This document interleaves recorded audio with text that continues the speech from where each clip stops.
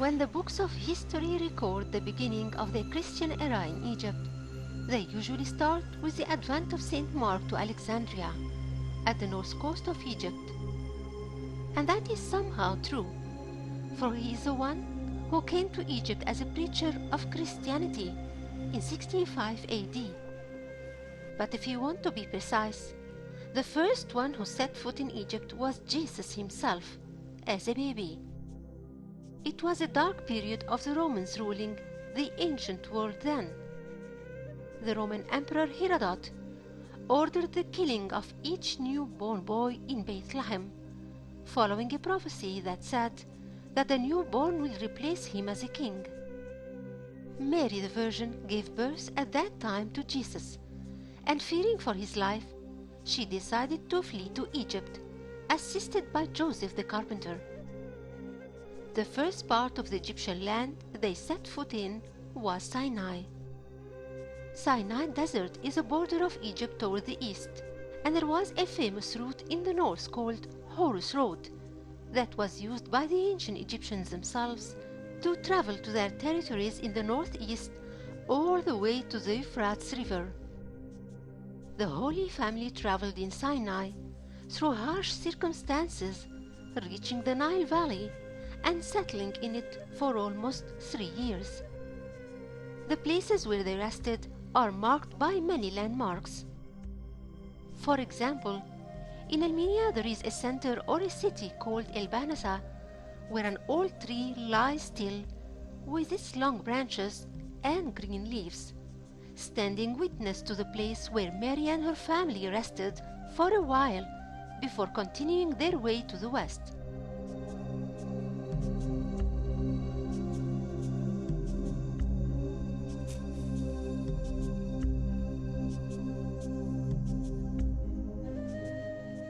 Another landmark in the same governorate is Virgin Mary Monastery.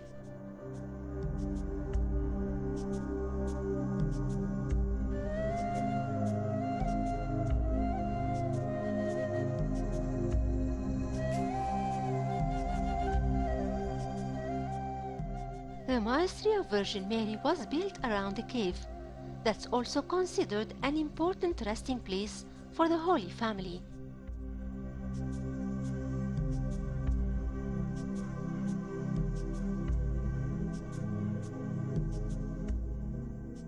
The location itself lies above a hill where the baby hand of Jesus was relieved on its stones when he placed his hand on it to protect his mother from the falling down of that rock.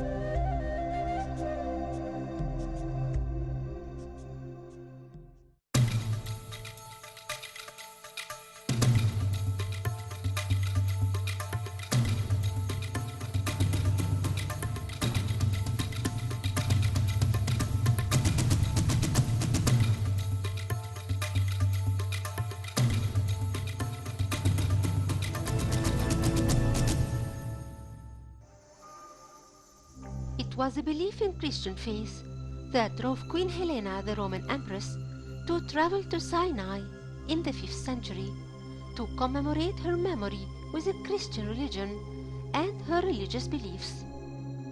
To do that, she chose the site of the burning bush, where God spoke to Moses through the flames of that bush.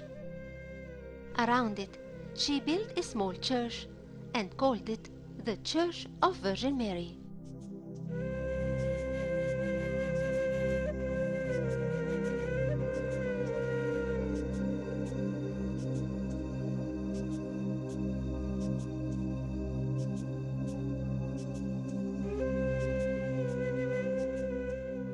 In 525, her son Emperor Constantine declared Christianity to be a formal religion in Egypt, ending a whole era of persecution of Christians.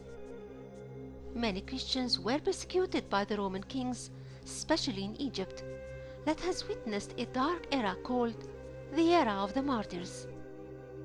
The Coptics escaped from their cities in the north and took refuge in the temples of the south. Many temples still have marks of the churches which were made by the Copts inside the ancient Egyptian temples.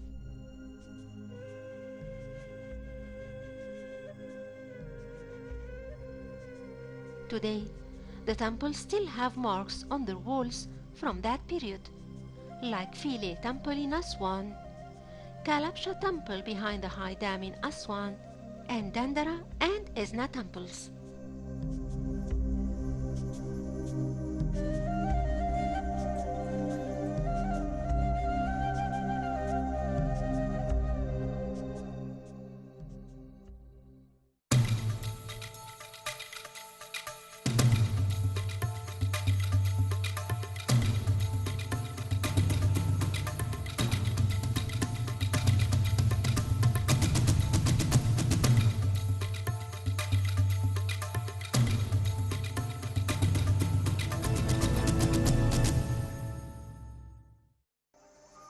When Emperor Constantine declared Christianity as a formal religion, he decided to continue the work of his mother in Sinai. He continued her work in the church, but in a massive scale. He surrounded the church, which he enlarged by additional buildings with walls, and turned it into a monastery. At that time, the monastery was still called Virgin Mary, until one day the monks found the discovery of the century then. They found the relics of a virgin girl who was tortured by the Romans in Alexandria, and her body was dismantled then. The remains were above the highest peak in Egypt, Mount St. Catherine, that reaches 2,642 meters. The relics were taken down to be preserved in the monastery, and they actually gave the monastery its worldwide fame when the word got out that the saint's remains were found in a good condition.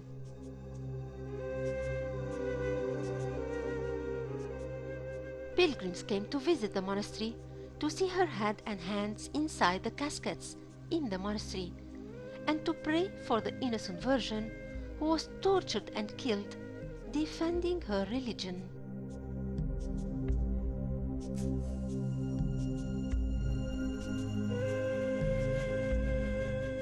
In a paradoxical chain of life events, it's a Muslim tribe who has been looking after the monastery and its monks for ages until now. It's the Jebaliya tribe, which name reflects the life of its people, for it means the people of the mountains. The monastery of St. Catherine is one remarkable place that tells a lot about the history of Christianity in Egypt, and also the historical events that followed the Arabs' advent to Egypt later.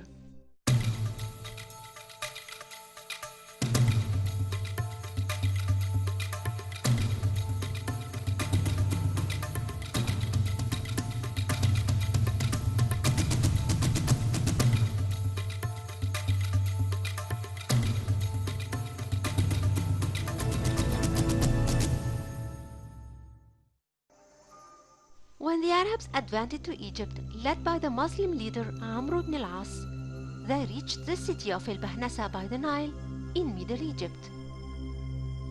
There, they met a fearful Roman army, as it was an important trading center in Egypt then, famous by its richness and farms and gardens. A small convent for nuns was right out of the city. The 7 nuns who lived there helped the Arabs' army by supplying them with food and water and shelter to help them besieging the city and defeating the Romans, which they did eventually. Those nuns deserve to be honored after their death, and their church and burials are visited today as they have entered through the eternal gate of honorable Christian history.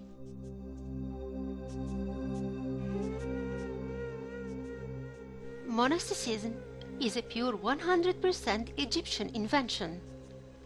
It's a solitary act of a Christian priest who would choose to isolate himself from the world and live alone in a desert place where he could be as close as possible to God.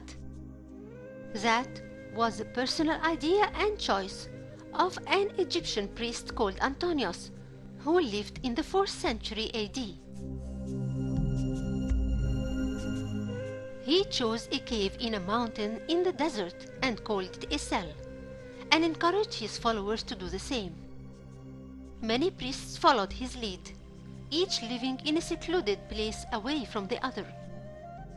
They would meet each Saturday and pray together, and they spread the idea in Natrun Valley and El Fayoum and Palestine too.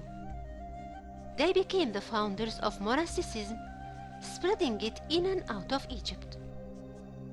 Later on, the idea developed, and instead of living separately, Bishop Pachomius thought of building the cells next to each other, with a church in the center and a wall surrounding the whole thing. This construction became what was known later as a monastery. The priest had to learn reading first, so that he can read the Bible with his fellows. They ate together in the food hall twice a day, at noon and at night, and some of them learned how to master simple handcrafts that would support their harsh life. By time, the monks led a life that was totally self-sufficient. They cultivated their own food and dug wells to be constant sources of water, or lived in desert areas thus close to the Nile, like the monastery of Saint Simeon in Aswan. Monasticism spread out of Egypt after delegations from Palestine and Syria and Armenia and Greeks came to Egypt to visit the Egyptian monasteries. Later on, the Egyptian monks traveled to Europe to spread the idea of monasticism. There is no wonder in that, since Egypt is the founder of sciences and philosophical and spiritual matters by which the world lives today.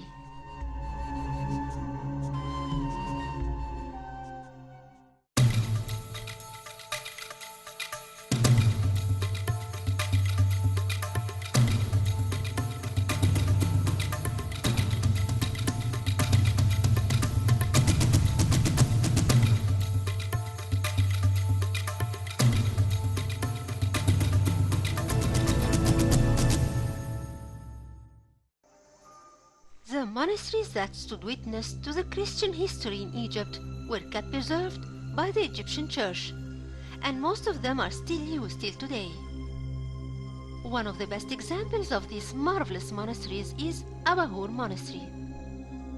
The church of Abahur is totally cut out in the rocks, but originally it was the site of an ancient Roman temple that has turned just like many other temples in Egypt, built during the Greek-Roman period, into churches after the end of the Roman persecution.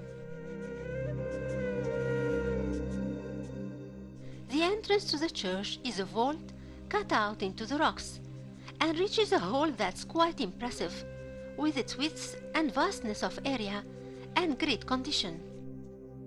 Inside, there is a vertical hall with an ancient well, and a horizontal hall intermediated by an empty square that's covered with a dome.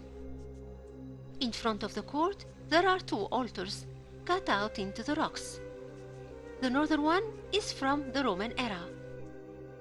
There are several empty parts in the southern wall of the court. They were used as old tombs. The chest boxes where people ask for wishes and donate, or promise of certain givings in case their wishes come true, are there too, together with pictures of saints. There are ancient copies of the Bible well preserved, behind glasses for all visitors to see, and they add sanctity and richness to the ancient cave.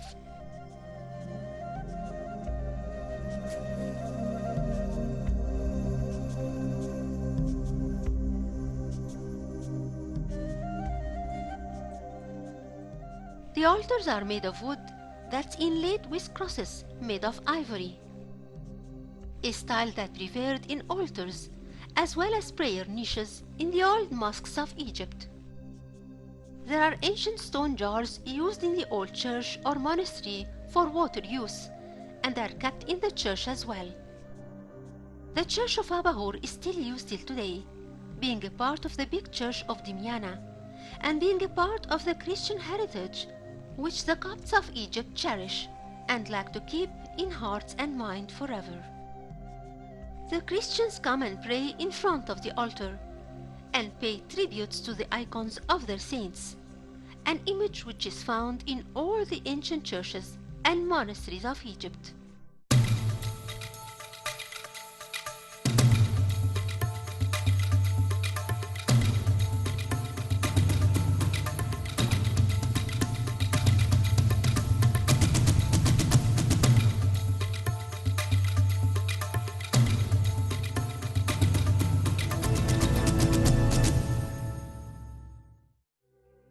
The icons are those paintings of Christian figures that were drawn long time ago and are considered monuments in themselves within the monumental place.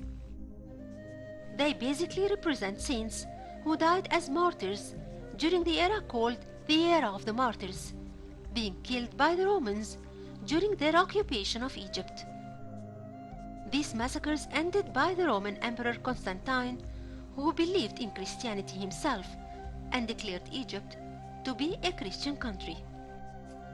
Coptic religious handwritings are well kept, thanks to the Coptic Church of Egypt. Coptic comes as a fourth and last handwriting of the ancient Egyptian language, invented by the priests to write the Bible without using animal pagan figures existing in the hieroglyphic handwritings. Crosses are also carved on the walls, beyond doubt by Christians who used to come and pray in this church. The original wooden gate of Abahur Church still exists and used. It used to be closed with a wooden lock bar that simply slides to the wall.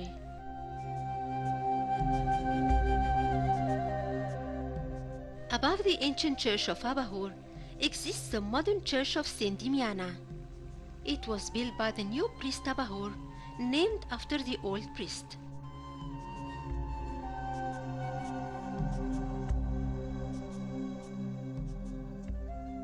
Saint Dimiana is a very famous Coptic martyr of the 4th century in Egypt. She and the 40 virgins are the founder of monasticism for Coptic Orthodox nuns, which transferred to the rest of the world later.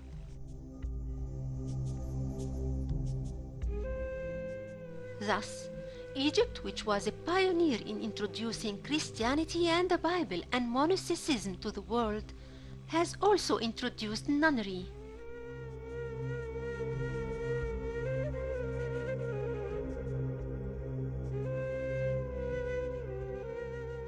Today, this church stands as a very good example of modern churches in Egypt.